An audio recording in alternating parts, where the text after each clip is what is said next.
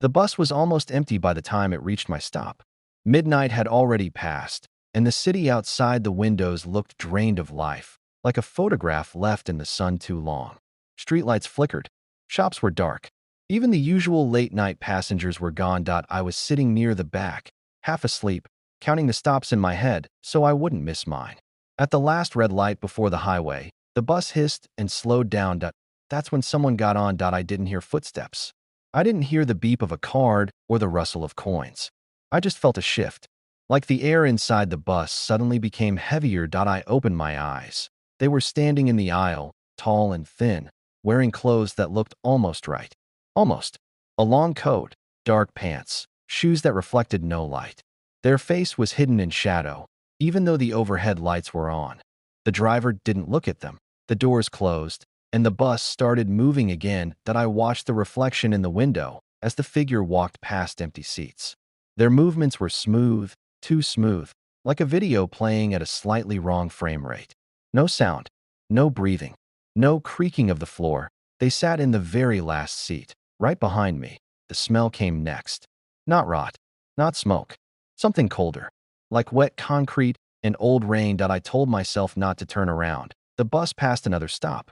No one got off. No one got on. Just me, the driver, and whatever was sitting behind me. Then I heard it whispered. It wasn't a voice. It was more like a pressure inside my head, shaping itself into words. You're not supposed to be here this late. My hands clenched around my bag. My throat went dry. I tried to speak, but nothing came out. The whisper came again, closer this time. Neither am I. I risked a glance over my shoulder. The seat behind me was empty. For a second, relief washed over me. Then I saw my reflection in the window. Behind my reflected self, standing where the seat should have been, was the figure. Its face was inches from mine, features blurred and wrong, like someone tried to remember what a human looked like and failed. Its eyes were open too wide.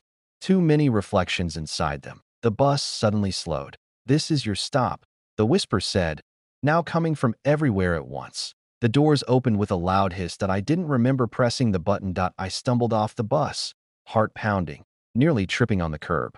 Cold night air filled my lungs. I turned around, desperate to see the bus pull away. The doors closed. Through the front window, I finally saw the driver's face. His eyes were black. Empty. The same as the thing on the bus. The bus pulled away, disappearing into the darkness. My phone buzzed in my hand. A notification from the city transit app. No active routes in your area. I looked down the road. There were no tire tracks. No engine sound. No bus stop sign. Just an empty street. And the feeling that whatever had been on that bus hadn't let me off. It had let me go.